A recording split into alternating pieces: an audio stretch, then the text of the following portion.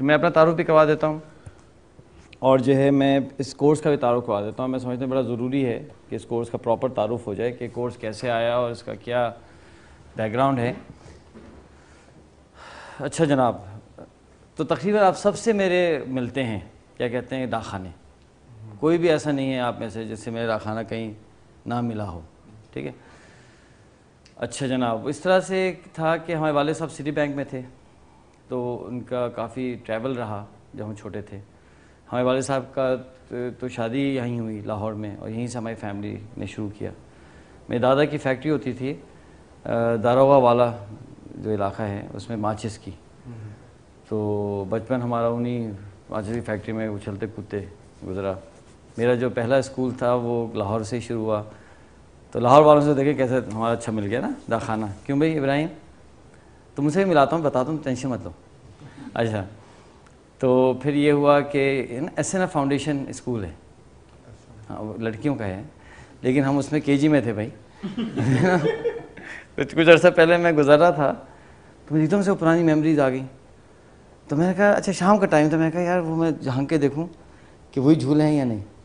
اچھا میں چڑھ گیا, اب میں جھانک رہا ہوں, تو یو ول ناٹ بلیو وہی جھولے بھائی, وہی جھولے ہیں, وہ جو لگے ہوئے تھے زمانے میں وہی ہیں. اچھا کچھ ایڈ کر دیا ہوگا انہوں نے. اچھا اب میں تو بالکل ہی وہ کہتے ہیں نا پرانی میموریز میں گھوم گیا, اور میں بھول ہی گیا کہ میں کس کی دیوار سے جھانک رہا ہوں.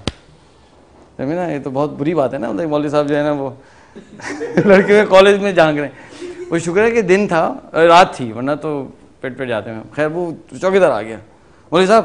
میں کہا بھائی او بھائی میں یہاں پڑھتا تھا چھوٹا. تم یہاں کیسے پڑھتے تھے؟ میں کہا بھائی میں چھوٹا تھا تو پڑھتا تھا. اچھا چلو بھائی ٹھیک ہے. تو وہ ہو گئی. تو خیر یہ تو لاہور ہو گیا. پھر ہم خیر ٹریول ہوتا رہا, یمن سوری فلپین چلے گئے, وہاں رہے, پھر واپس لاہور آئے, پھر کراچی آئے. پھر ہمارا ٹرانسفر والد صاحب کا یمن ہو گیا, وہاں چلے گئے, پھر سعودی عربیہ میں ہم رہے. پھر جب اتنا زیادہ ٹرانسفر ہوتا رہا تو پھر ہمارے والدین نے کہا کہ بھئی اس کو نا بورڈنگ اسکول میں بھیجنا چاہیے, اس لیے بہت زیادہ ڈسٹربنس ہو رہی ہے. تو پھر میں ایبٹ آباد پبلک اسکول مجھے بھیجا گیا. 8ویں جماعت میں ایبٹ آباد آیا, وہاں جو ہے میٹرک میں نے وہیں سے کیا, ایبٹ آباد پبلک اسکول سے. اس زمانے میں وہی پشاور بورڈ ہوتا تھا. ابراہیم صاحب آپ ہی کے بورڈ سے ہم نے پڑھا ہے, اور ہیں داخلہ مل گیا, اور بھی دیکھیں ملنے والا ہے, ابھی دیکھتے جائیں. اور اس کے بعد جو ہے پھر میں نے ایف ایس سی بھی ایبٹ آباد پبلک اسکول سے کیا. جب میں ایف ایس سی میں نے کر لیا تو ہمارے پیرنٹس پورے گھوم گھام کر واپس کراچی آ گئے. کیونکہ کراچی اس لیے آ گئے, کراچی میں جب ہم 3 سال تھے تو اس میں ہمارے والد صاحب نے گھر بنا لیے تھے کراچی میں. اور گھر بنانے کے چکر میں وہ پھر کراچی سے ایک لنک ہو گیا ہماری فیملی کا. وہ گھر ابھی بھی ہے ہمارے والد صاحب کا. تو کراچی آ گئے. میں نے پھر N E D engineering university شروع کیا, اور 4 سیمسٹرز این ای ڈی میں نے پڑھا. ہمارے گھر کے اندر ایک چھوٹا سا اختلاف چل رہا تھا بہت زیادہ, وہ تھوڑا سا لندین کی نسبت ہمیں دے دی, تو وہ گھر میں نا بڑا فرکشن تھا. تو والدین کہتے تھے بھئی آپ ذرا نارمل رہیں ہیں عثمان صاحب, ہم کہتے ہیں ہمیں اب نارمل رہنا ہے. تو اس جھگڑے میں ہم چلتے رہے. تو والد صاحب کو کسی نے سمجھایا تھا کہ بھئی اگر اس بچے کو آپ بھیج دیں امریکہ تو یہ ٹھیک ہو جائے گا. اچھا اب ہمارے جو تھے مشیر خاص ٹائپ کے لوگ, عثمان صاحب جیسے, اور جو ہے نا ہمارے کیا نام ہے, آپ کا نام ہے نکلے, فخر الاسلام جیسے لوگ جو تھے, تو یہ کہتے ہیں نہیں یہ سازش کریں تو والد صاحب تو تم مت جانا. تو وہ جھگڑا چلتا رہا. وہ کہیں تم جاؤ, میں کہوں مجھے نہیں جانا. میں کہتا بھائی مجھے انجینئرنگ میں مل گیا ایڈمیشن, مجھے کیا ضرورت جانے کی یار, میں تو آرام سے وہاں جا کے کیوں میں پریشان ہوں. خیر پھر وہ جھگڑا بڑھتا گیا, اسکلیٹ ہوتا چلا گیا, اور وہ پہنچ گیا تقی اسماعیل صاحب تک, آپ کے استاد. تقی اسماعیل صاحب, مفتی تقی اسماعیل صاحب بہت سینئر اسکالر ہیں. ان تک جب, خیر کہانی بہت لمبی تو میں اس کو مختصر کر رہا ہوں. خیر جب ان تک بات پہنچی تو انہوں نے پھر کہا کہ نہیں بیٹا اب آپ جو ہے نا امریکہ چلے جائیں. میں تو صدمے میں. اچھا میں اس چکر میں تھا کہ وہ کہیں گے بالکل ٹھیک کر رہے ہو اور تم یہیں رہو, تو میں تو اور ٹک جاؤں گا. انہوں نے کہہ دیا تم چلے جاؤ, تو میں تو بالکل ہی میں تو پریشان ہو گیا. اچھا انہوں نے نہ صرف کہا تم چلے جاؤ, بلکہ جو میرے ساتھ صاحب تھے انہوں نے جب کہا کہ جی آپ کا خیال ہے آپ یہ تو بڑا ینگ لڑکا سا ہے, اس کو کہاں بھیج رہے ہیں, وہ کافی ناراض بھی ہوئے پھر. ہاں کہ میں کہہ رہا ہوں جائیں, یہ لڑکا چلے جائے تو میں کہہ رہا ہوں بہتر ہے, اگر آپ کو اپنی مرضی کرنی تو آپ کر لیں. اوہ یہ ڈانٹ ہوگی نا. تو پھر خیر میں چلا گیا یو ایس. اور میں چلا گیا یونیورسٹی آف نیبراسکا چلا گیا. وہاں سے میں نے پھر اپنی انجینئرنگ کمپلیٹ کی. 4 سیمسٹر یہاں کیے تھے, 4 سیمسٹر وہاں کیے. اور وہاں یہ ہوا کہ انہوں نے مجھے کہا کہ آپ کو نا نان ٹیکنیکل کورسز بھی کرنے ہوں گے. تو میں نے بڑی بحث کی, میں کہ نان ٹیکنیکل کورسز کیوں بھائی, انجینئرنگ کیوں نہیں؟ تو کہا نہیں ہماری تو پالیسی ہے اگر آپ نے انجینئرنگ کے علاوہ کورسز نہیں کیے تو آپ تو گریجویٹ ہی نہیں کر سکتے. اچھا جو وہاں جو ہے ہائی اسکول والے بچے کرتے ہیں نا, تو وہ انہیں ہائی اسکول کے کچھ کورسز کا کریڈٹ مل جاتا ہے یونیورسٹی کے اندر نا. ہم نے تو کیسے کوئی کورس ہی نہیں کیا تھا کہ جس کا کریڈٹ مل سکتا. تو پھر جو میرا ایڈوائزر تھا اس نے کہا کہ بھائی اس کے بغیر تو ہوگا نہیں کام تمہارا. اب 4 سیمسٹر میں نے کرنے ہیں, اس میں سے 18 کریڈٹ آورز جو کہ almost like a semester and half اگر آپ ایزی لوڈ لیں تو 18 کریڈٹ آور تم نے کرنے. تو اس نے مجھے کہا کہ آپ ایک کام کریں کہ آپ کر لیں فائنینس میں کر لیں, مارکیٹنگ میں کر لیں, یہ اچھا اس کا کمبینیشن ہوتا ہے الیکٹریکل انجینئرنگ کے ساتھ. میرے ذہن میں یہ تھا کہ میں نے نا پی ایچ ڈی کرنی اور پڑھانا ہے, یہ میرے ذہن میں تھا. کہ میرے ذہن میں یہ خیال تھا کہ اگر میں پڑھاؤں گا نا تو میرے پاس بہت ٹائم ہوگا, تو میری ایکسٹرا کریکولر ایکٹیویٹیز بچپن سے بہت زیادہ ہیں, تو وہ جو ہے نا میں وہ کرتا رہوں گا اپنے کام جو بھی کرنے والے. اور پڑھائی جو ہے نا وہ میں نے الحمدللہ کم ہی کی ہے تھوڑی. ٹھیک ہے نا, تو یہ ہے. اب جناب ہوا یہ کہ میں اس لیے میں کہا پڑھاؤں گا, پروفیسر کے پاس بہت ٹائم ہوتا ہے بیٹا, شرافت سے کام کریں. تو ہوا یہ کہ میں نے تو ان سے کہا بھی مجھ کو پی ایچ ڈی کرنا ہے. تو مجھے کیا, اور مجھے کمپنی بھی تھوڑی کوئی بنانی ہے, مجھے کیا ضرورت ہے مارکیٹنگ پڑھنے کی, پھر کیا پڑھنا ہے آپ نے. تو ہمارے والد صاحب جو ہے نا بڑا انٹرسٹنگ ان کا کیریئر ہے کہ وہ ہیں تو بینکر لیکن he is got a masters in psychology. ہاں بڑی انٹرسٹنگ ہے. اور he is an advocate of the high court, لاء کی ڈگری بھی ہے, تو لاء کی ڈگری بھی ہے, سائیکالوجی کی میں بھی ماسٹرز ہے. اور پھر اس کے ساتھ ساتھ کیا ہے کہ وہ بہت بینکر بھی ہیں, اور ساتھ ساتھ ہی از اے ویری گڈ ہومیوپیتھ. بہت ہی اللہ نے شفا دی ان کو, بڑا کہتے ہیں نا منجھے ہوئے ہومیوپیتھ ڈاکٹر ہیں. اور آکیپنچر میں ان کا بڑا وہ ہے ایکسپرٹیز, آکیپنچر. تو چونکہ ان کا بڑا انٹرسٹ ہے سائیکالوجی میں, تو ہمارے گھر میں بچپن سے نا سائیکالوجی کے میگزینز آنا یہ وہ, تو یہ بھی پڑھ لو بیٹا, یہ بھی پڑھ لو. تو سائیکالوجی میں میرا انٹرسٹ تھا, تو میں نے کہا یار چھوڑو بھائی, کیا میں ادھر ادھر کی چیزیں کروں, میں ایسا کام کیوں نہ کروں جو مجھے اچھا لگتا ہے. تو میرا سارا جو بیچلرز میں نان ٹیکنیکل کورسز ہیں وہ سائیکالوجی اور سوشیولوجی میں ہیں. یہ تو سارا صاحبہ سے ہو گیا ہمارا, اور ان سے ڈاکٹر یوسف سے. اچھا اب مجھے وہ پسند بڑا آ گیا سائیکالوجی. اچھا یونیورسٹی آف نیبراسکا جو ہے نا وہ ایک اسٹیٹ یونیورسٹی ہے, اس کا انجینئرنگ پروگرام جو ہے نا ایوریج ہے.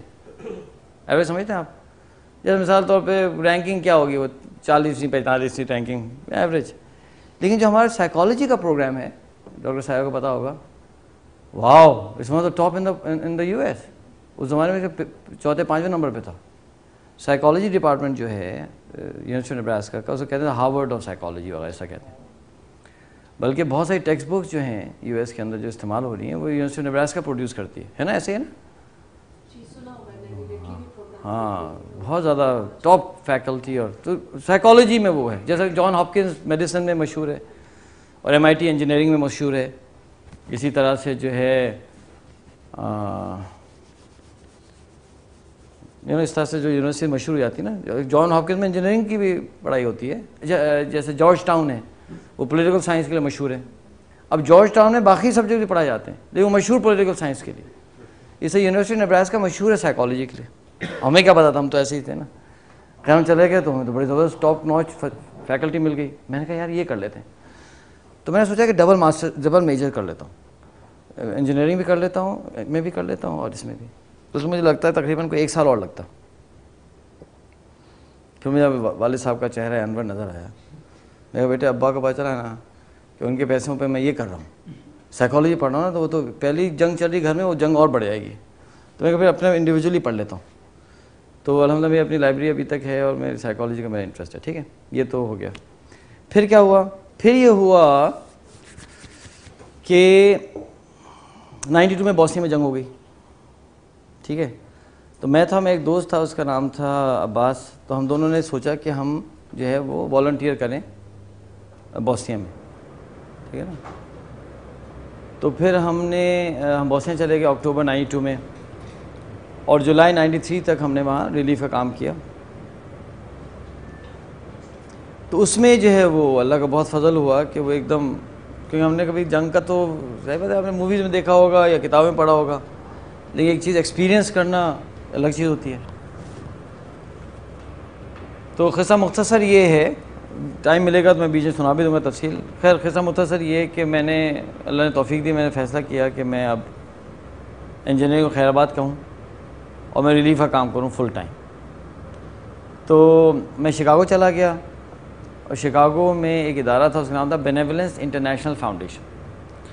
اچھا ان کا کام یہ تھا کہ جہاں بھی جنگ ہوتی تھی مسلم ایریاز میں، وہاں یہ لوگ ریلیف کا کام کرتے تھے، اور اس ادارے کو چلاتے تھے امریکہ میں جو مسلمان رہتے ہیں، وہ امریکن مسلم چلاتے تھے. انہیں جوائن کر لیا. تقریباً 10 سال اللہ کے فضل و کرم سے میرے انٹرنیشنل ریلیف میں گزرے ہیں، اور میری ایکسپرٹیز جو ہے وہ ڈاکٹر افشان صاحبہ، اب دیکھیں اب آپ سے بھی مل جائے گا ہمارا، وہ ہے بلڈنگ میڈیکل فیسلٹیز ان وارز. اگر ہمیں کوئی جنگ کا علاقہ دے دیں تو الحمدللہ I can get a hospital designed, constructed, staff and managed. سمجھے نا. اب یہ چونکہ ہمارا اسپیشلٹی ہے، اسی لیے پچھلے سال نیوی والوں نے ہم سے کہا کہ بھائی یہ بلوچستان بھی جنگ میں ہے، تو یار ہمیں بھی کچھ آپ بنا دیں، کچھ کر دیں. تو میں کہا ٹھیک ہے. تو اب میں بلوچستان میں یہی پروجیکٹس کر رہا ہوں. وہیں سے وہ پک اپ آئی، کیونکہ وہ تو روڈز کا ایشو ہے نا، مطلب بلوچستان میں بہت جگہوں پہ روڈز ہیں ہی نہیں. یعنی اگر آپ، اٹس سو امیزنگ، جیونی جو ٹاؤن ہے، کین یو امیجن کہ جیونی کا جو ایئرپورٹ ہے، جو کہ ایران کی بارڈر پہ ٹاؤن ہے، اس ایئرپورٹ تک میٹل روڈ ہے ہی نہیں. اگر آپ کو ایئرپورٹ جانا ہوگا تو آپ کو کچے میں جانا ہے. اور جیونی تو جب یہ کوسٹل ہائی وے بنی تو جیونی کنیکٹ ہوا ہے، ورنہ جیونی کنیکٹڈ ہی نہیں تھا اس ملک سے. یعنی 8-10 سال پہلے دیر واز نو روڈ. تو آپ کو جو ہے وہ آف روڈ ہی چلانا پڑتا ہے گاڑی. تو بلوچستان میں تو پک اپ کے بغیر ہماری آپ جا نہیں سکتے. تو یہ میری اسپیشلٹی ہے. میں نے اللہ کے فضل و کرم سے، اگر آپ بلوچستان کو وار ایریا کہہ لیں، جو کہ ہے، تو یہ 7th وار زون ہے جس میں میں کام کر رہا ہوں. تو الحمدللہ بوسنیا ہے، کرویشیا ہے، تاجکستان ہے، افغانستان ہے، وغیرہ وغیرہ. تو میرا کوئی تقریباً 31 کنٹریز کا میرا سفر ہے. اچھا یہ تو ہو گیا جناب ہمارا بیک گراؤنڈ. ایجوکیشن کا بھی میں بتا دیا آپ کو سب کچھ. میرا بیچلرز ہے ڈیجیٹل سرکٹ ڈیزائن میں، اور میں نے ماسٹرز میں تقریباً 1-1.5 سال کام کیا. تو I work with the US air force US navy. تو میرا ایریا ایکچولی ہے سالڈ اسٹیٹ فزکس. تو ہمارا کچھ کام بھی پبلش ہوا. تو ٹیکنیکلی تو میں سائنٹسٹ ہی ہوا بائی ٹریننگ. اچھا جناب، اب ہم آ جاتے ہیں اس کورس کی طرف. وہ اس طرح سے ہوا کہ جب میں بوسنیا میں تھا تو ہم لوگ کرتے یہ تھے کہ، اب میپ نکال سکتے ہیں بوسنیا کا، دکھا سکتے ہیں آپ؟ آپ تو بڑا اسپیشل گروپ ہے نا، تو آپ کے ساتھ تو اب آپ، تو ہم بہت سختی کریں گے اور آپ کو بہت زیادہ پڑھائیں گے انشاءاللہ. تو آپ کے تو 2 ایوننگز تو گئی، یعنی آج کی شام اور کل کی شام تو آپ کی گئی. مجھے بہت افسوس ہے، ہمدردی ہے. آدھی رات تک ہوم ورک کرنا پڑے گا. آپ کے ساتھ بہت برا ہونے والا ہے ان 3 دنوں میں، اللہ رحم کرے. ہاں تیسرے دن آپ ریسٹ کر لیجیے گا. آج اور کل کی رات جو ہے نا ادریس صاحب، بس آئے ہو تم لاہور نا، تم سوچا ہوگا تم نے اس سے ملوں گا اس سے ملوں، سب چھوڑ دو. اب تو تم نے ہم سے ملنا ہے اور ہمارے ہوم ورک کرنا ہے. اور جو ہے اگر آپ فیل ہو جائیں گے نا تو آپ کو سرٹیفکیٹ بھی شاید ہو سکتا ہے میں روک لوں. UAE میں تو ہم نے ایشو کر دیا کام، ٹیسٹ لیتا ہوں اور جو فیل ہوتے ہیں سرٹیفکیٹ دیتا ہی نہیں ہوں. اس لیے جو لوکلز ہیں نا بہت دفعہ وہ نہیں پڑھنا چاہتے، انہیں بھیجا جاتا ہے، بڑے بیزار ہوتے ہیں. تو اس دفعہ 2 لوگوں کے سرٹیفکیٹس میں نے نہیں دیے. ایڈ گیس ہمارے کلائنٹ ہے کمپنی ایڈ گیس، تو وہ فیل ہو گئے. وہ تو ہمارا جو کاشف ہے لمس کا لڑکا ہے، اس نے نا تیسرا کوئز اتنا آسان بنا دیا، پتہ نہیں کیا اس نے غلطی کی. اٹ واز سو ایزی کہ وہ لوگ نکل گئے. میں نے کم از کم آدھی کلاس فیل ہونی تھی، بچ گئے سارے. تو اینی وے، آئیے ہم آپ کو زیادہ انفارمیشن دیں گے انشاءاللہ. یہ دیکھیں یہاں ایک ٹاؤن ہے، اس کا سوری بہت چھوٹا سا ہے، اس کا نام ہے اسپلٹ. یہ اسپلٹ، تو یہ پورٹ ہے اور یہاں جو ہے وہ سامان آتا تھا اور ہم لوگ اس کو لے کر جاتے تھے بوسنیا. تو یہ ہم نے کام کیا 9 مہینے. تو جب ہم بوسنیا میں کام کرنا شروع کیا تو مجھے ایسا فیل ہوا کہ یار اگر ہم یہاں کوئی 20 سال 30 سال پہلے ڈاکٹر صاحب آ جاتے اور کچھ کر لیتے تو اتنا بڑا نقصان نہیں ہوتا. آپ سوچیں کہ 35 لاکھ کی آبادی تھی, 3.5 ملین, اور آپ نے تقریباً 2 لاکھ لوگ جو ہے, ایگزیکٹ فگرز تو کسی پاس نہیں ہے لیکن چلیں تقریباً 2 لاکھ لوگ آپ نے میسیکر کر دیے. تو سوچیں 35 لاکھ لوگوں میں سے 2 لاکھ لوگ آپ نے اتنے کم ٹائم میں مار دیے, قتل کر دیے, اور باقی کتنے انجرڈ ہوئے, کیا تباہی مچی, پورے پورے شہر برباد ہوئے ہیں نا, مساجد ختم ہوئیں, جو 500 سال پرانی 400 سال پرانی مساجد وہ ڈسٹروائے ہو گئیں. اتنا بڑا سانحہ ہو گیا. تو مجھے فیل ہوتا تھا کہ کاش ہم 20-30 سال پہلے آ جاتے. تو مجھے یہ فیل ہوا کہ ہمارے مسلمان جو تھے وہاں ان کا کوئی لانگ ٹرم ویژن نہیں تھا. اگر لانگ ٹرم کوئی ویژن ہوتا, کوئی سوچ ہوتی, یہ نہ ہوتا. اب میں آپ کو اس کی مثال دیتا ہوں کہ کیوں یہ فیل ہوا. مختصر قصہ یہ ہے کہ یہ علاقہ جو ہے یہ مسلمانوں کے پاس آیا تھا تقریباً 15ویں صدی میں, 1400s and may be 50s کے بعد سے یہ علاقہ آنے لگا, اور تقریباً مسلمانوں کے پاس یہ علاقہ رہا 500 سال, 450 سال. تو ہوا یہ تھا کہ یہ فرنٹیئر تھا آٹومن ایمپائر کا. اس کے بعد آسٹرین ایمپائر تھی, آسٹرو ہنگیرین ایمپائر. تو اور یہ جو مسلمان ہیں یہ ایک سی میں ہیں, یعنی یہ مسلمان یہاں بوسنیا میں مسلمان ہیں, اس طرف پورے کروآٹس ہیں جو کہ کیتھلکس ہیں, یہاں سربز ہیں, کرسچنز ہیں. تو یہ مسلمان بیچ میں ہے نا. جب 1886-87 میں یہ علاقہ مسلمانوں کے پاس چلا گیا تو پہلا میسیکر ہوا اس علاقے میں, قتل عام ہوا, اور اللہ نے بچا لیا, بچ گئے. کیوں ہوا میسیکر؟ اس لیے کہ جب ٹرکس یہاں آئے تو انہیں ایک قوم ملی جن کا نام بوسنینز تھا, اور ان کا ایک چرچ تھا, اس کا نام تھا چرچ آف بوسنا. یہ بھی کرسچنز تھے. تو 3 لوگ تھے اس علاقے میں, ایک تھے کروآٹس جو کہ کیتھلکس تھے, اور سرب جو ہے وہ رشین آرتھوڈاکس تھے, کرسچن, اور یہ چرچ آف بوسنا والے بھی کرسچنز تھے. جو بوسنین, کرویشینز اور سربز ہیں وہ ایک ریس ہے, یعنی اگر 3 لوگ کھڑے ہو جائیں سامنے تو یو کی ناٹ ٹیل دیم اپارٹ. اس کی مثال دیتا ہوں کہ اگر ایسٹ پنجاب کے کوئی سردار صاحب آ جائیں پنجابی بولتے ہوئے تو ریس تو ایک ہی ہے نا, یو کی ناٹ ٹیل دیم اپارٹ. اگر وہ بھی شیو کر لیں ہم بھی شیو کر لیں, وہ بھی بال کاٹ لیں ہم بھی بال کاٹ لیں, تو آپ کو نہیں فرق پتہ چلے گا کہ یار یہ سردار صاحب ہیں, یہ مسلمان ہیں یا یہ ہندو ہے. جیپنیز کولونیل اور چائنیز ہیں, نہیں ان میں تو فرق ہے یار, ان میں تو نظر آتا ہے فرق, ان میں تھوڑا بہت تو لگتا ہے فرق, لیکن یہ تو بالکل ایک ہی ریس ہے نا. صرف فرق کیا تھا؟ ریلیجن کا تھا. اب ایشو یہ تھا کہ چرچ آف بوسنا والے لوگ تھے نا, یہ تھوڑے اقلیت میں تھے, تو کبھی ان پہ کروآٹس حملہ کرتے تھے, کبھی سربز حملہ کرتے تھے. یہ بڑی یہ بیچارے ڈاؤن ٹروڈن لوگ تھے.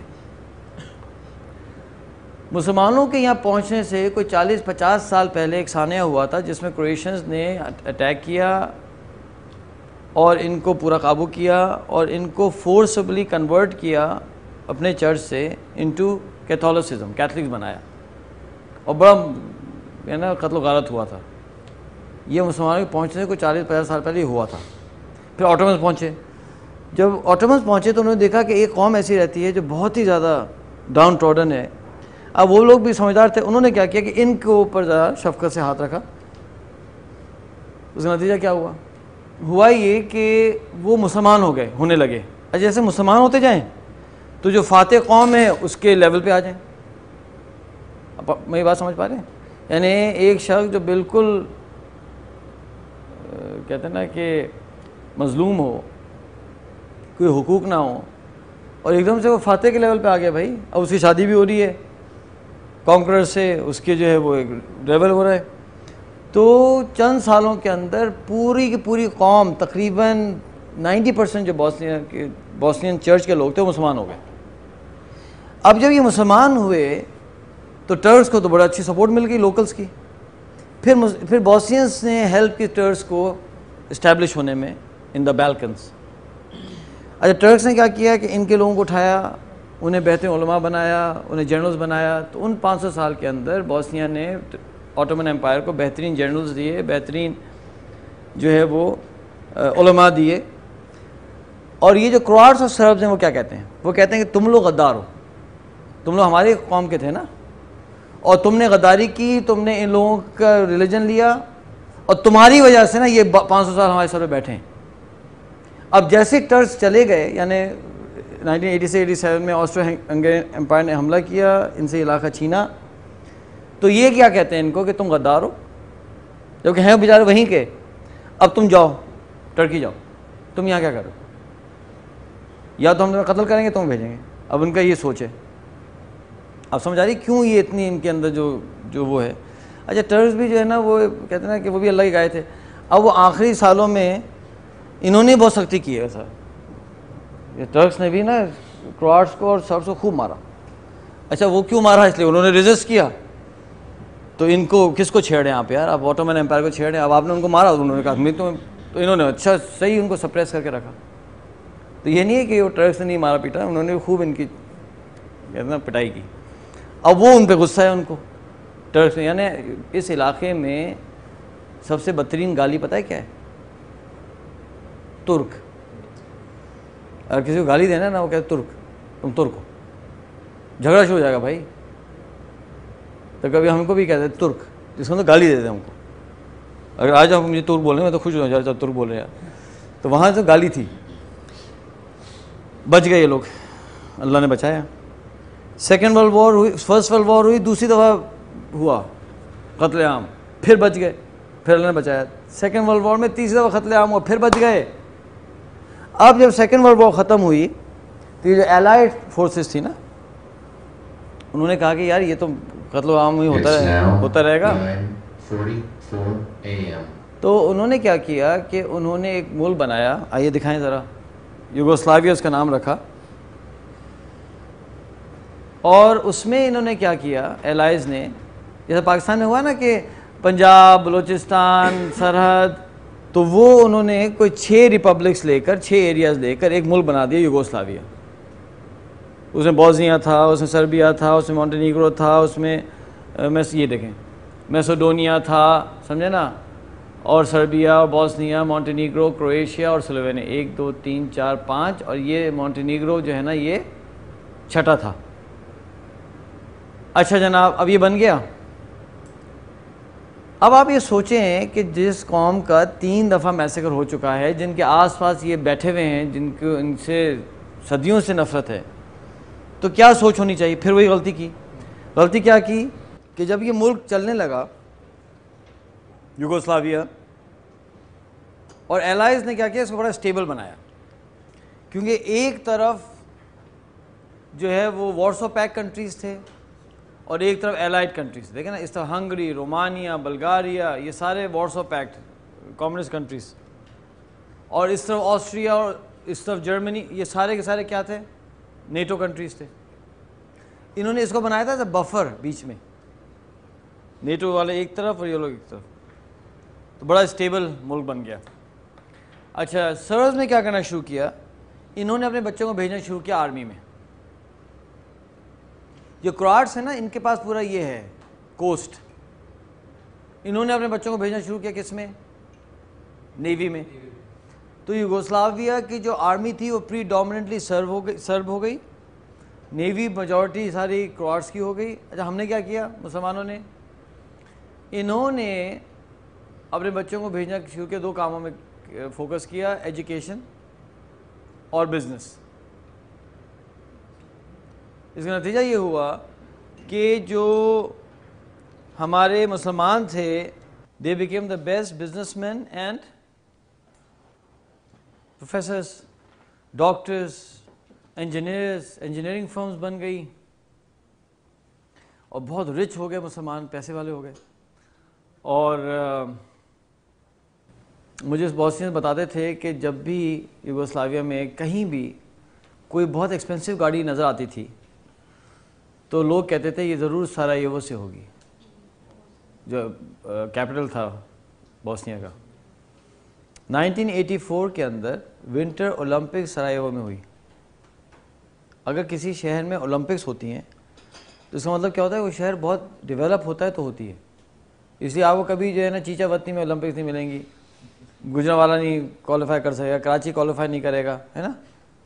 آپ سوچیں ذرا، لاہور ابھی تو نہیں کرے گا لیکن آگے جا کے شاید ہو جائے۔ لیکن اگر ونٹر اولمپکس ہو رہا ہے ایک جگہ پہ تو امیجن کریں کہ کس لیول آف ڈیولپمنٹ ہوگا، یو نو۔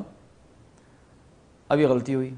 اب ہوا کیا کہ 80s میں حالات بگڑنے لگے، کمیونزم ختم ہونے لگا، اور 91 میں جو ہے نا پہلی جھڑپ ہو گئی سربیا کی اور کروشیا کی۔ کروشیا نے ڈکلیئر کیا انڈیپینڈنس، سوری پہلے تو سلووینیا نے ڈکلیئر کیا، یہ نکل گئے، یہاں تھوڑی بہت لڑائی ہوئی، پھر جو ہے کروشیا نے ڈکلیئر کیا، اور پھر یہاں جنگ شروع ہو گئی سربیا اور کروشیا کی، بڑی بروٹل وار۔ پھر بوسنیا نے ڈکلیئر کیا انڈیپینڈنس، اور بس وہ ہنگامہ کھڑا ہو گیا۔ اور ہوا یہ کہ جی وہ تو تھے ہی نہیں، کچھ آرمی نہیں تھی۔ اب جو تھوڑے بہت مسلمان تھے یوگوسلاو فورسز میں وہ بھاگے، انہوں نے آ کے آرمی ڈیولپ کرنے کی کوشش کی۔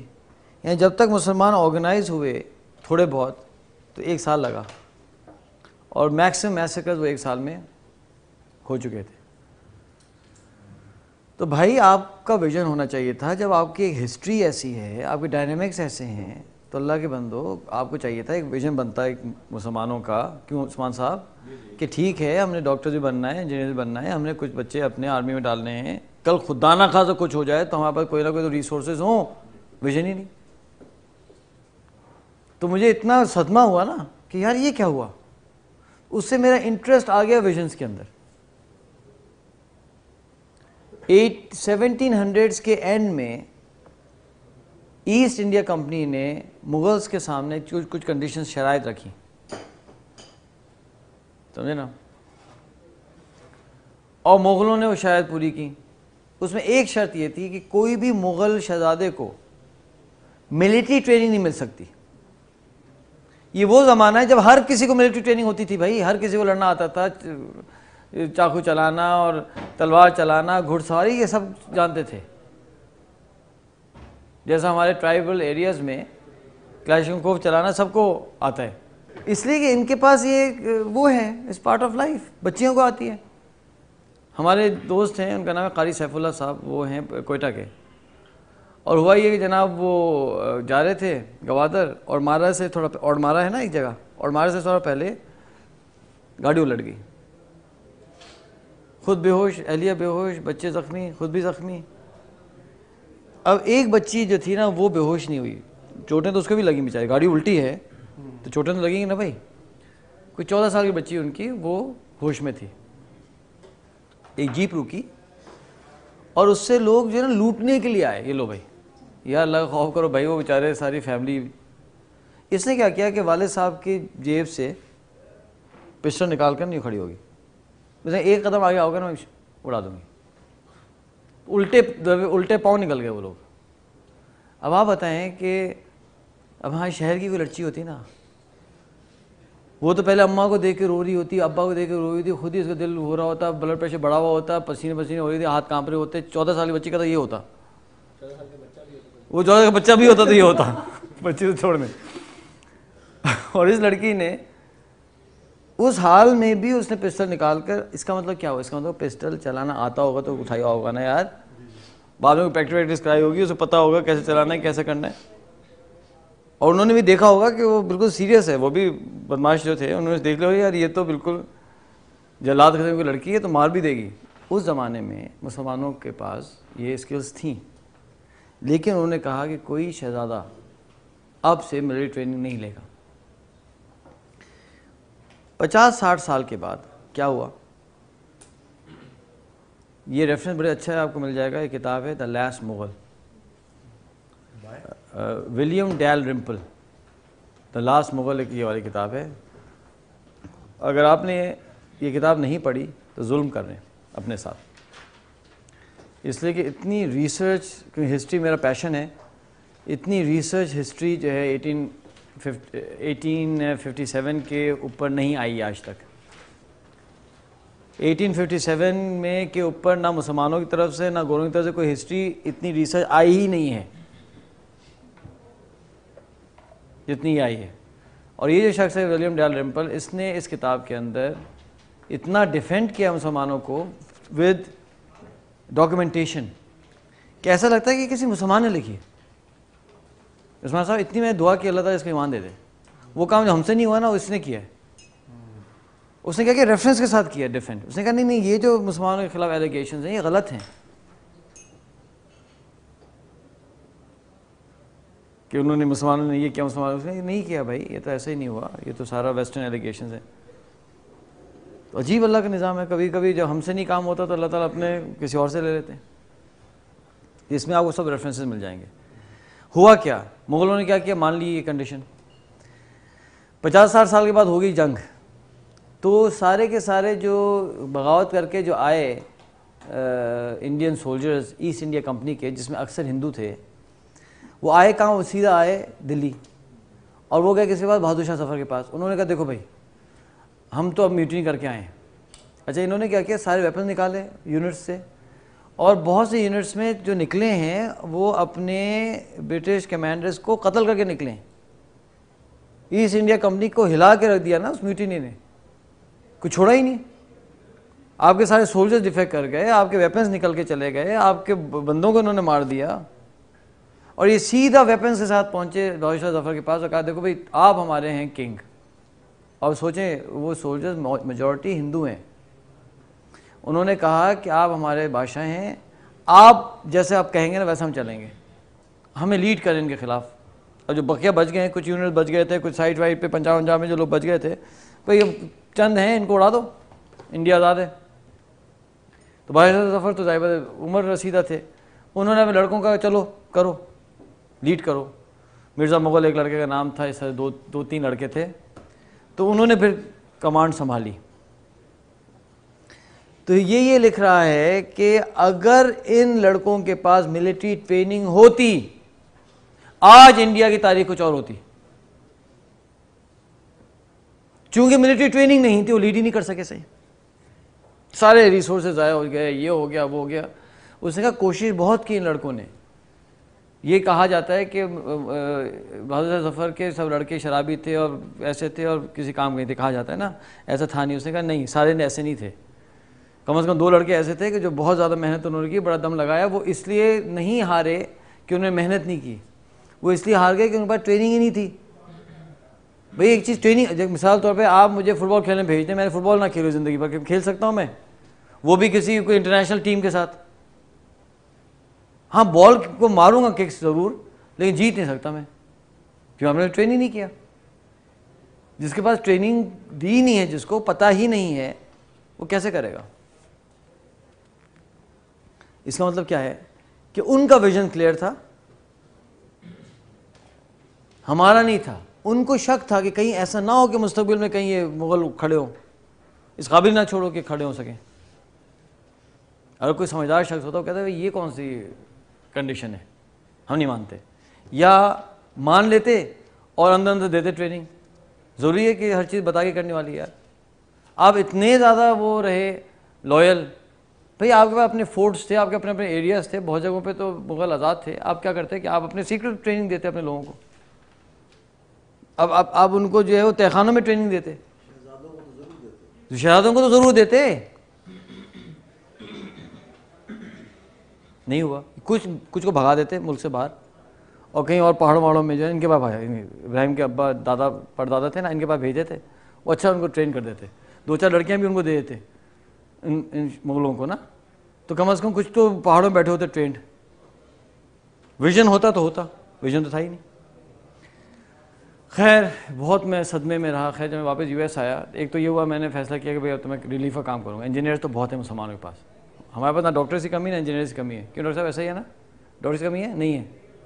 ہزاروں ڈاکٹر پاکستان کے جو ہے نا US میں بیٹھے ہوئے ہیں. آپ کی بہت ساری سہیلیاں وہیں ہوں گی اور آئیں گی بھی نہیں واپس.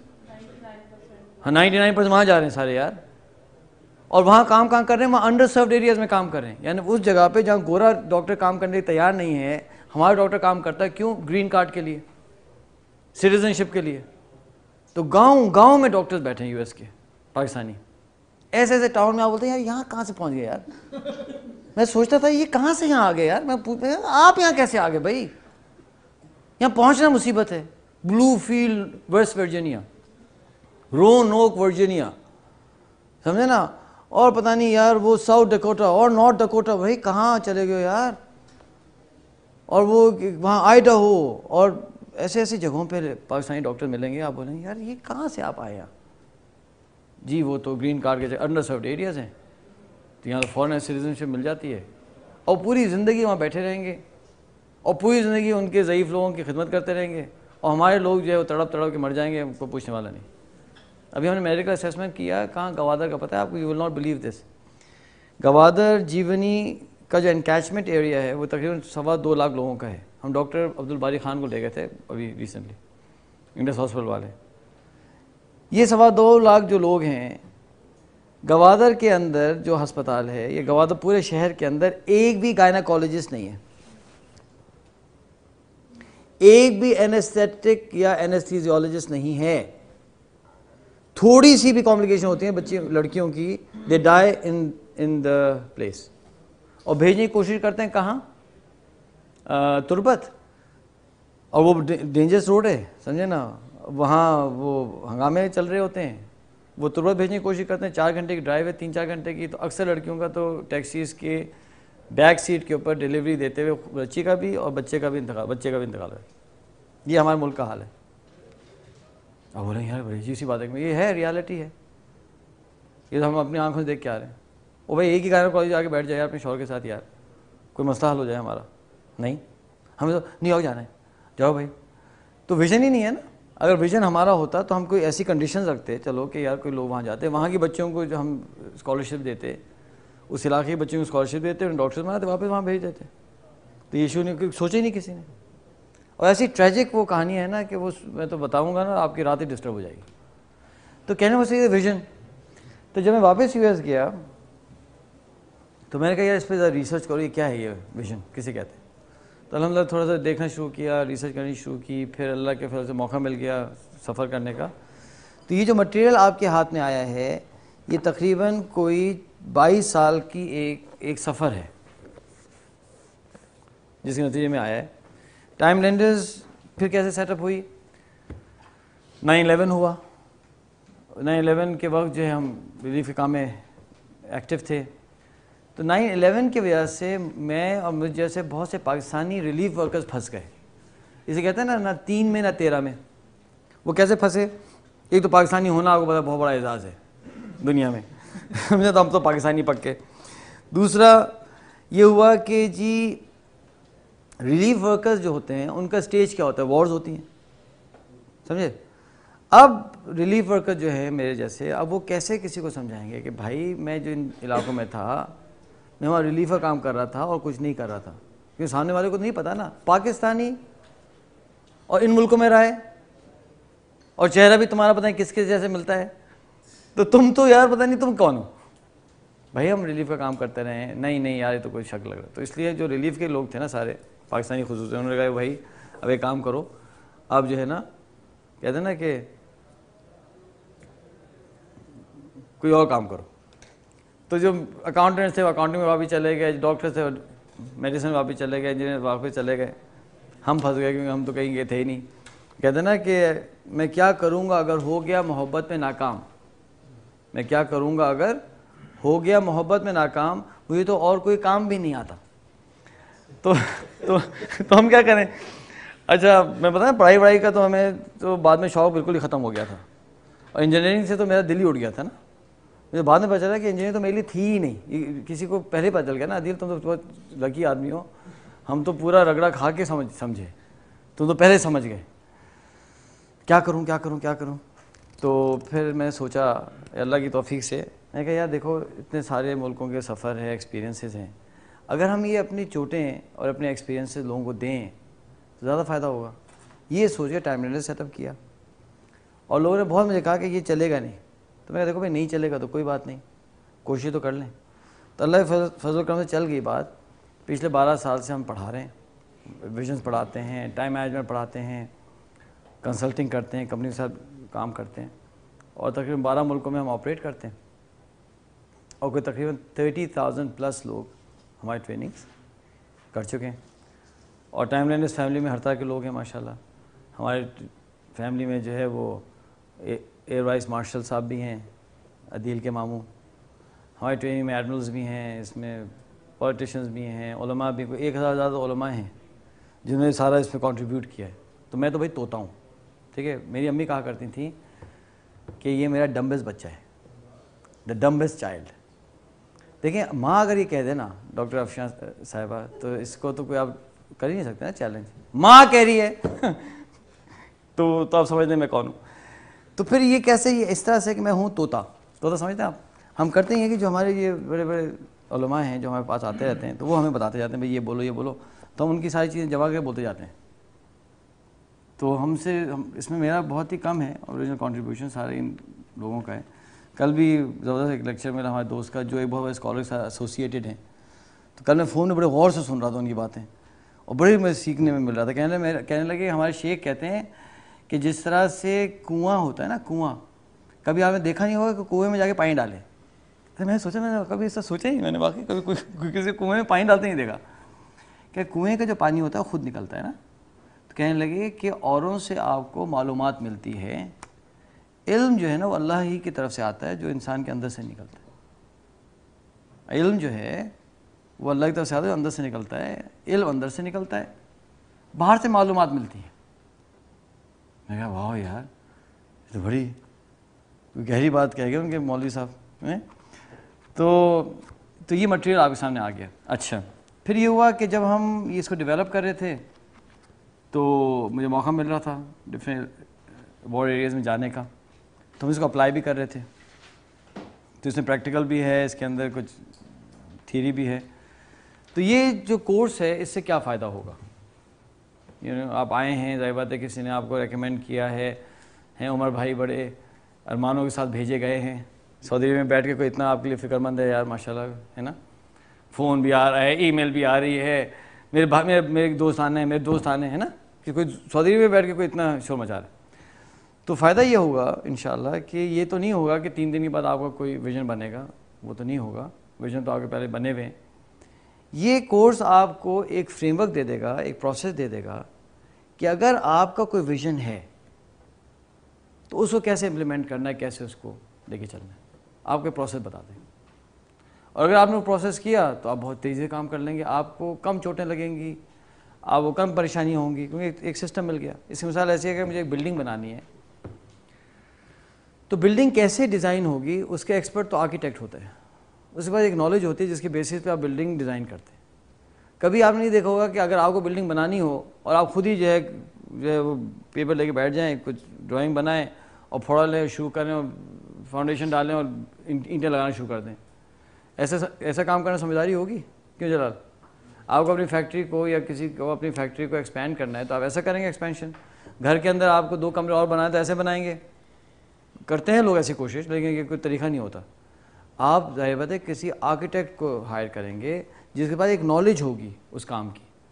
جس طرح سے آرکیٹیکٹ آپ کی بلڈنگز بنانے کی نالج رکھتا ہے, اسی طرح سے یہ ہماری کوشش ہے کہ ایسی نالج ہو کہ جو شخص بھی جو ویژن بنانا چاہتا ہے اس کے پاس ایک نالج ہو جس کی بیس پہ اپنا ویژن بنا سکے. کیونکہ ہر انسان کے دل میں کوئی نہ کوئی ویژن ہوتا ضرور ہے, کوئی کرنا چاہتا ہے, خصوصاً اس کمرے میں. اگر آپ کو ویژن ہوتا نہیں تو آپ اس کمرے تک پہنچتے ہی نہیں. وہ ایک شعر ہے نا کہ ممکن ہے کہ شرمندہ تعبیر نہ ہو ورنہ ہر ذہن میں کچھ تاج محل ہوتے ہیں. اچھا, جو شعر ہوتے ہیں نا, کہ کبھی میں کرتا ہوں شاعری خود, تو اب مجھے یاد نہیں رہتے. تو اگر وہ تھوڑا بہت آگے پیچھے ہو جاتا ہے نا, تو میں چونکہ تھوڑی بہت شاعری کرتا ہوں, میں اس کا وزن ملا لیتا ہوں. تو ایسا نہ کریں کل آپ بولے یار میں شعر غلط پڑھا. بھائی دیکھیں میں پہلے سے بتا رہا ہوں میری اتنی میموری اچھی نہیں ہے کہ ہر شعر کا ہر لفظ یاد رہے, سمجھے نا. بس وزن ہو جائے گا, شعر میرا نہیں ہوگا لیکن وزن پورا ہوگا, سمجھے نا. ممکن ہے کہ شرمندہ تعبیر نہ ہو ورنہ ہر ذہن میں کچھ تاج محل ہوتے ہیں. ہر انسان کے ذہن میں کچھ ہوتا ہے, تو وہ جو کچھ ہے ہیں ادریس بھائی، اس کو کیسے منظر عام پہ لے کے آنا ہے، اس کا ایک پروسیس ہے جو ہم آپ کو انشاءاللہ پڑھائیں گے. اگر آپ نے کورس اچھی طرح پڑھ لیا تو آپ کی زندگی میں انقلاب آ سکتا ہے، اور آپ کے ذریعے پتہ نہیں کتنی لوگوں کی زندگی میں انقلاب آ سکتا ہے. پہلے میں کہتا تھا، لوگ کہتے تھے جھوٹ بولو ایسا ہوگا نہیں. اب چونکہ اتنے لوگوں کی زندگی میں ہونا شروع ہو گیا تو اللہ کے فضل میرا کام آسان ہو گیا. انڈس ہاسپٹل پاکستان کا ایک بہت زبردست پروجیکٹ ہے، ڈاکٹر صاحب آپ جانتی ہیں. آپ اس کا پہلا ویژن اسٹیٹمنٹ جو ہے وہ ہمارے آفس میں لکھا گیا.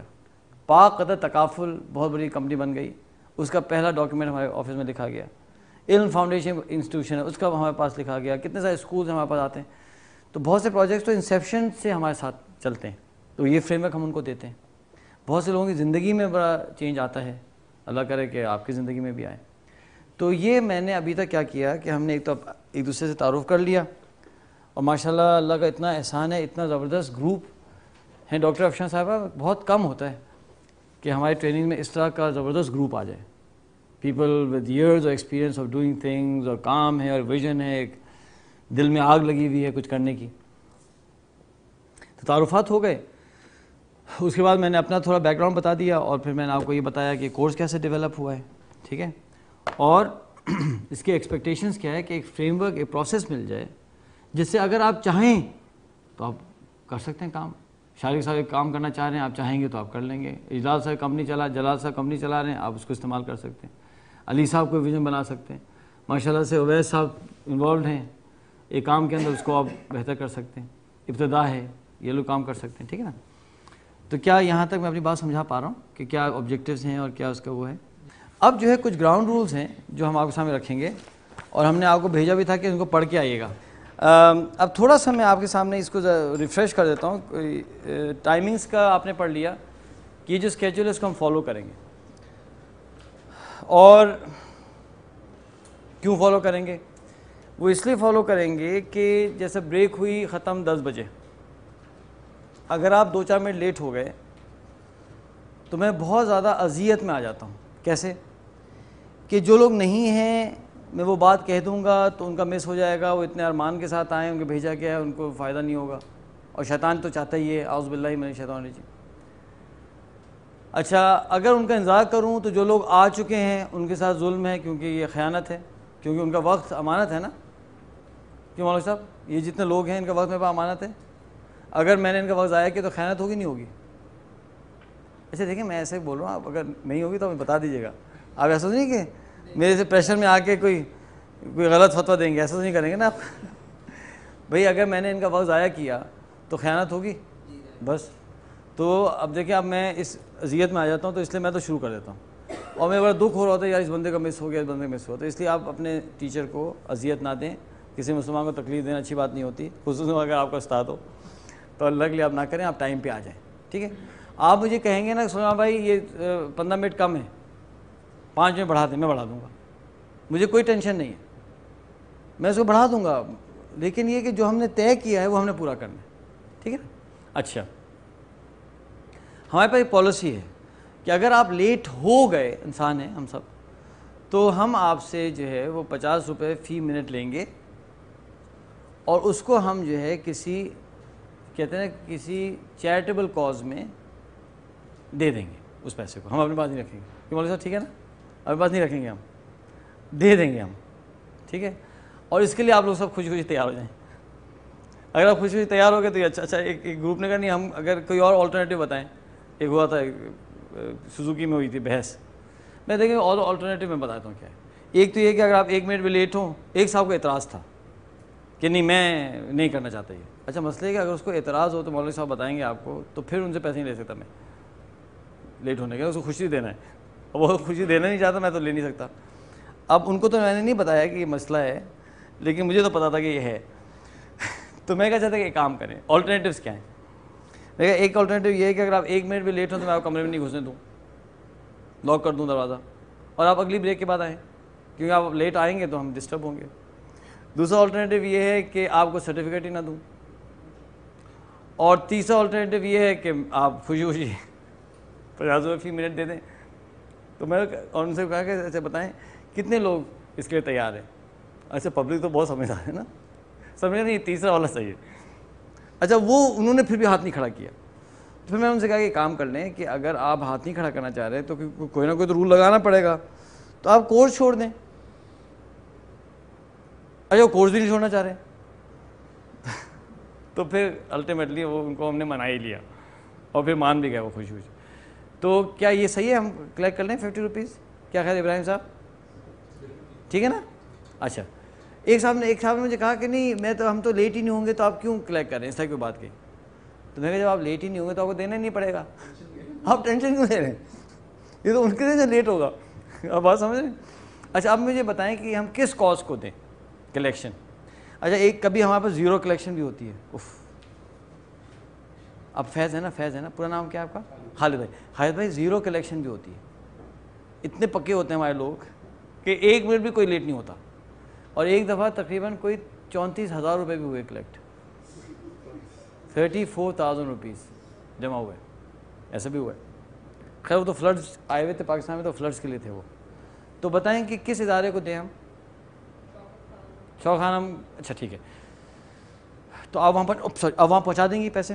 ٹھیک ہے. تو کیا خیر ابھی شوق خانم سے کسی کو اعتراض تو نہیں ہے؟ ہاں اس کو بھی دے سکتے ہیں. اچھا اب شوکت خانم کو دیں یا اس کو دیں؟ چلیں ٹرسٹ تو ہم دونوں کو کرتے ہیں، تو ہم کیا کہتے ہیں قرآن نکال لیتے ہیں. نہیں ایسا نہ کریں یار. نہیں. اچھا تو آپ جو ہے ڈاکٹر صاحبہ اگر آپ کا قرآن نکل آیا تو شوق خانم کو چلے جائیں گے پیسے، اور اگر آپ کا نکل آیا تو کیا نام ہے فاؤنڈیشن؟ Generation care foundation. نہیں ایسا نہ کریں، وہ بہت کم ہو جائے گا پھر. اچھا جی ڈاکٹر صاحب کس ہاتھ میں چابیاں ہیں؟ اچھا ٹھیک ہے شوکت خانم. ٹھیک ہے نظر تو نہیں آئی تھی نا؟ نظر تو نہیں آئی تھی؟ نہیں میں تو بہت ٹائٹ پکڑا تھا. تو شوکت خانم کو چلے جائیں گے. ٹھیک ہے. اچھا اب جو ہے اس کی جو کلیکشن ہے نا، آپ کے نام کے سامنے وہ بوتل آ گئی ہے، بوتل یوں سیدھا کریں تب. اچھا کھڑے نہ کریں شاید ان کو نہیں چاہیے. عمر صاحب کلیکشن آپ نے کرنی ہے. کیسے؟ جیسے کوئی لیٹ ہونا 1 منٹ بھی تو آپ نے کیا کرنا ہے کہ فوراً لکھ لینا ہے کہ جی وہ عدیل لیٹ ہو گئے 1 منٹ، اور یہ گلاس لے کے نا یہ جا کے کھڑے ہو جائیں عدیل صاحب ایسے. اچھا یہ آپ کی اس part of your training also ہے. جی کھڑے ہو جائیں، عدیل فارم پیسے ڈال دیں گے. اچھا اگر ان کے پاس کھلا نہ ہو عدیل کے پاس تو آپ بندہ لے لیں. بندہ بھی نہ ہو تو آپ کیا کریں کہ ان سے لکھوا لیں IOU پرچی پہ کہ میں آپ کو اتنا ادھار او کرتا ہوں، وہ لکھوا کر اس میں ڈال دیں اور شام تک کلیکشن کر لیجیے گا. کیا خیر عمر صاحب ٹھیک ہے؟ نئے کام میں آپ کا حصہ پڑ جائے گا. اچھا جناب تو یہ اچھا ہاں یہ کلیکشن ہم ضرور کرتے ہیں. اگر کوئی نہ دے تو وہ ڈفرینس عمر صاحب آپ کو دینا ہوگا. ٹھیک ہے نا؟ اور اگر کوئی بالکل ہی نہ دے رہا ہو تو آپ مجھے بتائیں، میں پھر ان سے جا کے بات کروں گا. کیونکہ ہمارے اساتذہ کرام نے سے ہم نے بہت کچھ سیکھا. ایک چیز میں نے سیکھی یا انہوں نے ہمیں سکھایا کہ زندگی میں کبھی کسی کو نا آپ تھریٹ نہ کریں. عثمان صاحب کبھی دھمکی نہ دیں، کبھی نہ، اس لیے کہ کام اچھا ہے ہی نہیں. لیکن اگر آپ نے کسی کو تھریٹ کر دیا، یا بچہ ہو یا آفس ہو یا دنیا ہو یا کچھ ہو، پھر چاہے جان چلی جائے نا آپ اس کو پورا کریں. کیونکہ اگر آپ نے پورا نہیں کیا نا تو آپ کی کریڈیبلٹی نہیں ہوگی. میری ایک بیگم صاحبہ کہتی ہیں کہ آپ جب شہر میں پہنچتے ہیں نا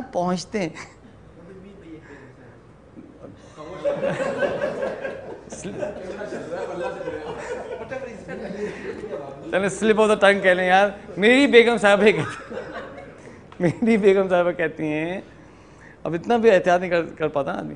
میری بیگم صاحبہ کہتی ہیں کہ آپ شہر میں پہنچتے ہیں نا تو یہ جو آپ کے لڑکے نا یہ بہیو کرنا شروع کر دیتے ہیں. بس just you are in the city, ابھی گھر نہیں آئے. کیوں؟ اس لیے کہ میرے لڑکوں کو پتہ ہے ماشاءاللہ میرے 7 بیٹے ہیں ماشاءاللہ، اور 4 بیٹیاں، 11 ہیں ابھی. تو میرے لڑکوں کو ایک بات پتہ ہے اللہ کے فضل سے کہ اگر بابا نے کہہ دیا تو جتنے بھی بابا ہمارے نرم دل ہیں یہ ہوگا. ہمیں کہہ دیا نا بیٹا دیکھو ابھی اگر تم نے یہ کیا نا تو یہ ہوگا، انہیں پتا ہوگا کہ اب ہوگا. تو کریڈیبلٹی ہے. تو ہم دور سے بھی دور بیٹھے ہوتے ہیں تو گھر میں بچے صحیح چل رہے ہوتے ہیں. اور بہت دفعہ اگر آپ کی کریڈیبلٹی نہیں ہوگی، آپ گھر میں بچے کے سامنے بیٹھے ہوں گے نا وہ صحیح چلے گا. سیریس آپ سامنے وہ مانے گا نہیں، اس لیے کہ اس کو پتا ہوگا. اچھا والدہ جو مائیں ہوتی ہیں وہ کیوں بیچاری پھنستی ہیں؟ وہ محبت میں پھنس جاتی ہیں. بیٹا دیکھو تمہیں میں سزا دوں گی، ہوم ورک نہیں کرو گے تو. اچھا مما اس نے ہوم ورک نہیں کیا, وہ دیکھتا ہے ہوگا کیا, اب اس نے منہ بنا لیا مما مما مما مما, چلو مما نے چھوڑ دیا, ختم, کریٹیوٹی ختم ہونا شروع ہو گئی. اور کرتے کرتے کرتے مائیں جو ہیں وہ بالکل ہی وہ نہیں کر پاتی. اس میں ان کا یہ نہیں کہ وہ محبت نہیں کرتی, وہ اچھی ہوتی ہیں, وہ محبت کرتی ہیں, لیکن وہ کریڈیبلٹی جو ہے نا وہ ایشو ہو جاتا ہے اپنے پاس, بہت نقصان ہو جاتا ہے وہ.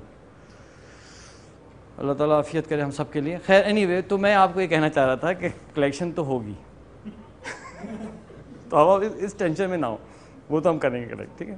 اچھا جناب, ہاں ٹائم گھڑی, ہاں میری گھڑی سے ملا رہا ہے اپنی گھڑی کو. 10:46 and 28 seconds.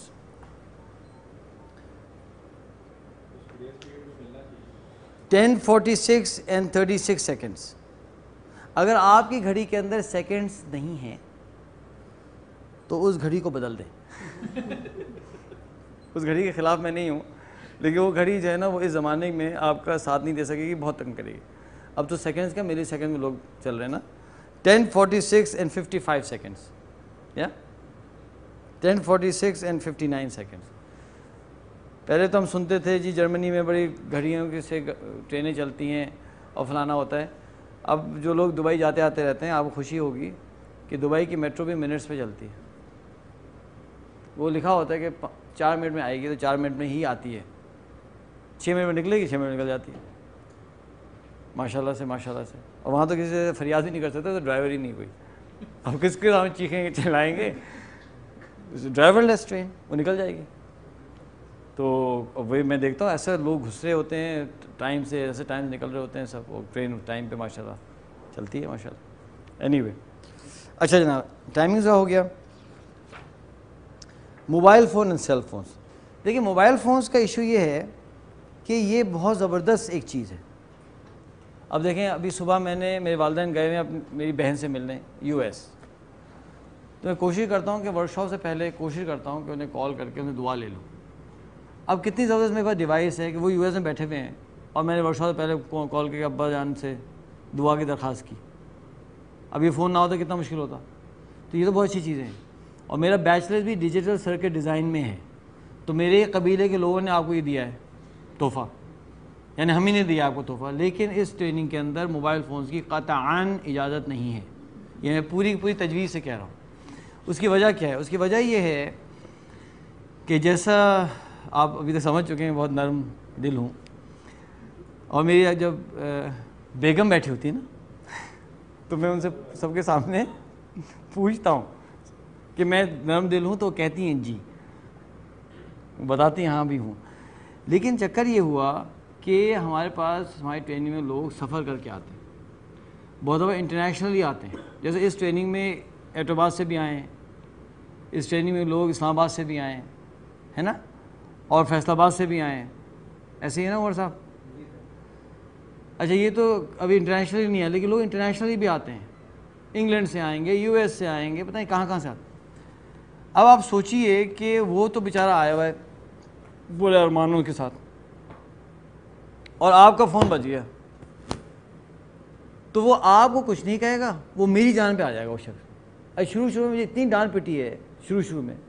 سلیمان صاحب یہ کیا طریقہ ہوتا ہے بھائی, میں کہاں سے آیا ہوں, میں اپنی ٹریننگ میں فوکس کروں یا ان کے فون کے جو اسے ڈسٹرب ہو جاؤں, اور اس طریقے. تو میں نے لوگوں سے کہہ دیا بھائی اللہ کا خوف کرو یار, مت کرو بھائی. تو اس لیے جو ہے نا اسٹرکٹلی الاؤڈ ہی نہیں ہے, نہ آپ کو فون کرنے کی, نہ فون ریسیو کرنے کی, نہ SMS کرنے کی, نہ SMS ریسیو کرنے کی اجازت ہے. اگر کوئی ایمرجنسی ہو تو مجھے پہلے سے بتا دیں. جیسے ایک صاحب نے کہا کہ جی میرا ابھی ابو دھابی میں ٹریننگ تھی پرسوں, تو مجھے کیا کہا اس نے کہ میری بیٹی ہاسپٹلائزڈ ہے ہاسپٹل میں, تو مجھے اپنی بیگم سے کال آئے گی. نو دس میک سینس, چلو میں ٹھیک ہے یار آپ کو پرمیشن ہے.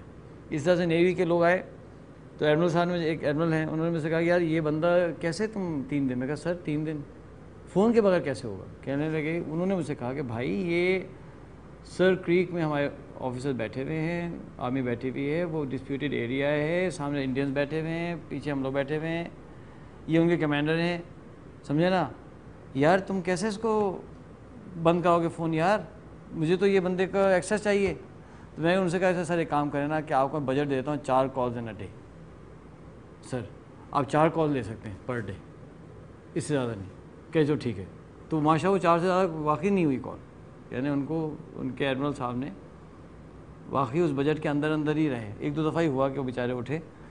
تو کوئی ایسی سچویشن ہو کہ آپ کی بھی کوئی فوجیں سرحد پہ بیٹھی ہوئی ہوں تو آپ مجھے بتا دیں پہلے سے بھائی آپ کو تھوڑا سا ہم دے دیں گے لیکن باقی کوئی اجازت نہیں ہے. ہاں لیکن کتنی ساری بریکس ہیں. 11:45 پھر بریک ہو جائے گی, 1:05 پھر بریک ہو جائے گی, 3:30 پھر بریک ہو جائے گی, اور 6:15 کے بعد تو پھر آپ کو ہوم ورک کرنے جانا ہی ہوگا. تو اس وقت فون کر لیں, آپ ٹینشن نہ لیں. تو فونس کی اجازت نہیں, ٹھیک ہے, یہ بات کلیئر ہوگی. تو آپ اپنے میرا بھی میں چیک کر لوں, لیکن میں فون سائلنٹ پہ, آپ سائلنٹ پہ کر لیں, اس کو یوں کر الٹا رکھ دیں, کیونکہ یوں کر کے سائلنٹ ہوتا ہے نا تو وہ بہت ہی تکلیف دہ کچھ ہو جاتا ہے, کوئی بول بھی نہیں پا رہا ہوتا, کچھ عجیب سے. تو فونس کی پرمیشن نہیں ہے, ٹھیک ہے. تو کسی کا کوئی ہو ایشو تو مجھے پہلے سے بتا دیں, ٹھیک ہے. اور جتنے پیچھے آپ کے لوگ ہیں جو آپ کو یاد کریں گے, جو آپ کے لیے بے چین ہوں گے, وہ پہلے ہی کہتے ہیں کہ یار ایک جلال قسم کا آدمی آ گیا اور نہیں چھوڑا یار, تو مجھ پہ ڈال دیں, میری بھی ریپوٹیشن خراب ہو جائے, مجھے کوئی ایشو نہیں ہے, لیکن آپ کے فون نہ بجے. یہ بات کلیئر ہوگی. اچھا یہاں آگے چلیں, سوری میں خود ہی چل رہا ہوں. یہ ہاں جی, یہ کہانی تھی, ٹائم نہیں ہے تو میں نہیں سنا رہا. یہاں ایک یہ اتصالات کے اندر ایک صاحب نے فون اٹھا کے باہر گئے تھے, تو پھر میں نے پکڑ لیا تھا, پکڑ کھینچ کے اندر لے کے آ گیا تھا, اور یہ بہت ہنگامہ ہو گیا تھا. تو یہ ہم لوگوں کو ڈرانے کے لیے بتاتے ہیں کہانی, لیکن آپ لوگ سمجھدار لوگ ہیں اس لیے آپ کو نہیں بتاتے.